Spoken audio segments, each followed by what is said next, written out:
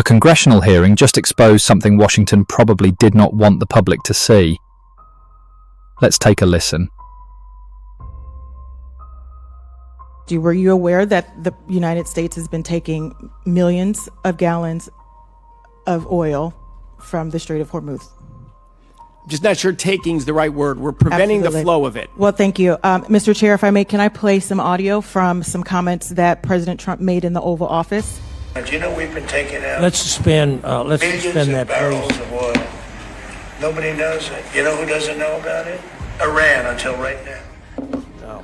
Mr. Secretary, it seems like you didn't know about this either. I understand this might be an uncomfortable line of questioning and you don't want to do it, but you are not answering my question. So I'm going to ask you again, and I'm going to hope that you will answer it honestly. Did you know that the United States was taking millions of gallons of oil from Iran? I'm unaware. So do you think that the president is lying based on the audio that you just heard? Oh, no, I do not think the president's lying. He is clearly keeping you in the dark about what he is doing in Iran, and now you are sitting here in this committee unaware that the president just made an announcement about millions of barrels that they have taken from Iran and stated in that very, very clearly, people don't know, but now we get to know it. But unfortunately, he sent you here and you didn't know it. What is your response to that? I'm very proud to serve with President Trump. He's been tremendous leadership in a time of great stress right now. I'm proud of what he's doing, proud to be part of the team. Well, I would not be proud if my boss sent me up Schitt's Creek and left me here in a committee without adequate information. Were you aware that the United States has been... Well, it turns out that President Trump said the United States was secretly taking millions of barrels of oil out through the Strait of Hormuz. He said nobody knew. He said Iran did not know. He even described ships moving late at night, with no lights, through one of the most dangerous waterways on Earth. Then his own Energy Secretary Chris Wright sat before Congress, and Congresswoman Emilia Sykes asked him a simple question. Did you know? Now hold on. That should have been easy. If Wright knew, he could explain what the administration was doing. If he did not know, that created a much bigger problem. And what happened next was not just a bad hearing moment. It was a window into the confusion at the heart of America's Iran oil strategy. Because Wright did not clearly confirm Trump's version, he tried to reframe it. He suggested the United States was not taking oil in the way Trump's words sounded. He talked instead about preventing Iranian oil flows and helping commercial oil move safely through the region.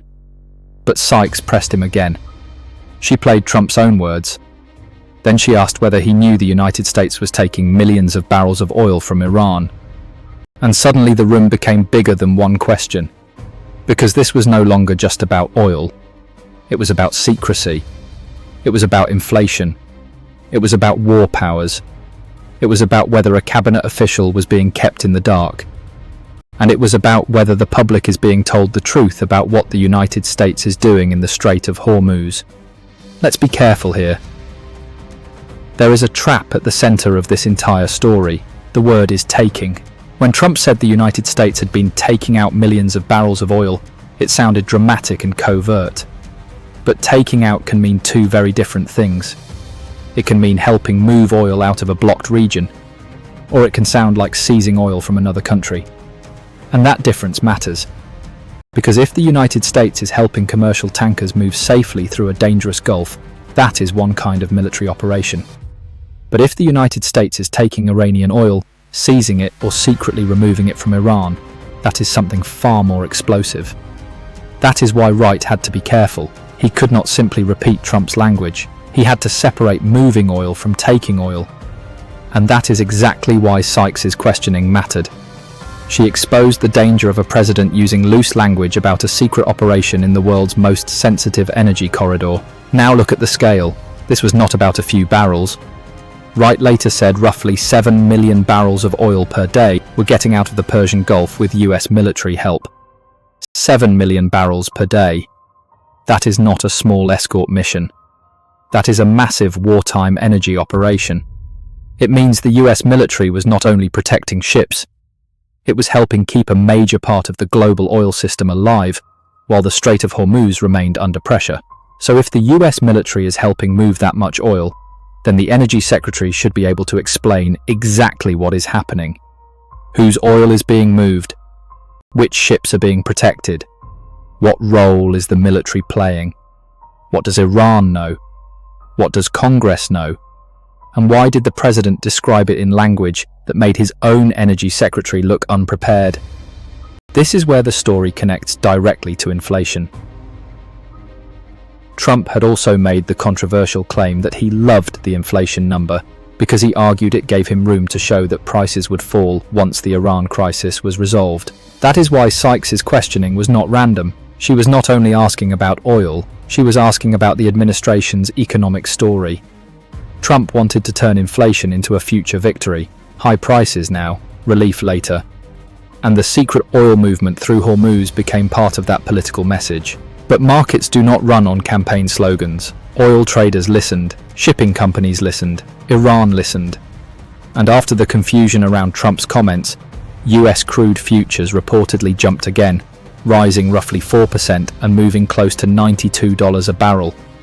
So when we say words move markets, this is what we mean. A president's boast about a secret oil operation is not just political theatre. It can affect prices, it can affect shipping insurance, it can affect how Iran reads US intentions, it can affect how allies understand American strategy, and it can reveal whether the administration is coordinated or improvising in public. That is the real danger here. Trump may have been trying to sound strong. He may have been trying to tell voters that he had found a way around Iran's pressure. He may have been trying to show markets that oil was still moving.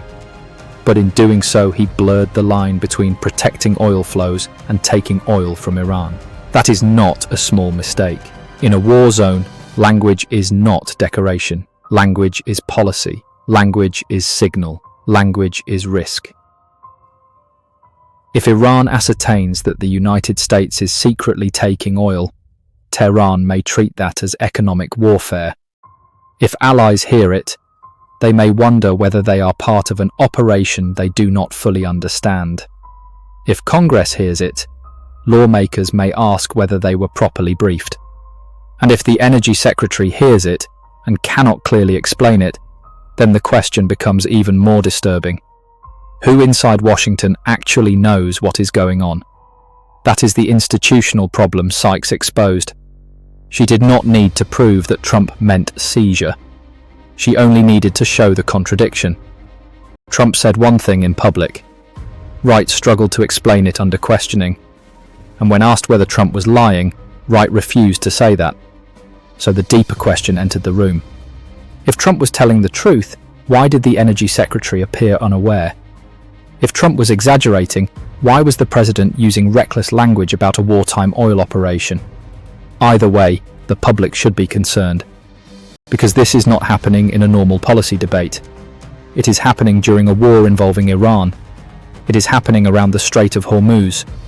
It is happening while oil prices, inflation, sanctions, shipping insurance, and military operations are all tied together. That is why the word taking is so dangerous. It sits right at the intersection of economics and war. Taking oil could mean moving it. Taking oil could mean seizing it. Taking oil could mean blocking Iran while protecting others. Taking oil could mean something Trump did not mean literally, but said anyway, because it sounded powerful. And that is the problem. A president cannot casually blur those meanings during a conflict and then expect markets, Congress, Iran, and his own cabinet to clean up the confusion. This is why Wright's response mattered. When Sykes pressed him, he praised Trump's leadership. He said he was proud to serve. But loyalty is not information. Praising the president does not explain whether the United States was moving commercial oil, blocking Iranian oil, escorting tankers, or conducting a covert operation. That is why the moment felt so revealing. It showed a gap between presidential bravado and cabinet-level clarity. A gap between energy policy and military operations. A gap between what the public was told and what officials could explain. And in the Strait of Hormuz, gaps like that are dangerous, because this is one of the arteries of the global economy. When Hormuz tightens, Oil reacts. Gasoline reacts. Food prices react. Shipping insurance reacts. Political approval reacts. And every word from Washington becomes part of the risk calculation. If the United States is helping commercial oil move safely through the Gulf, say that clearly. If it is preventing Iranian oil from flowing, say that clearly. If it is seizing Iranian oil, that is an entirely different level of confrontation. But do not blur all three and call it leadership. That is not strength. That is confusion at the edge of war. And in Hormuz, confusion is expensive. If this breakdown helped you understand why this hearing matters beyond the viral clip, subscribe now, turn on notifications, and watch the next Liberation Lens analysis on your screen.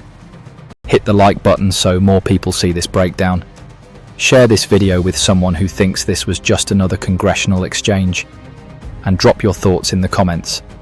Was Trump revealing a secret operation? Was he exaggerating for political effect? Or did this moment expose something even more dangerous, that America's Iran oil strategy is being run through confusion? This is Liberation Lens, where perspective matters, and where we do not just follow the headline, we follow the power behind it.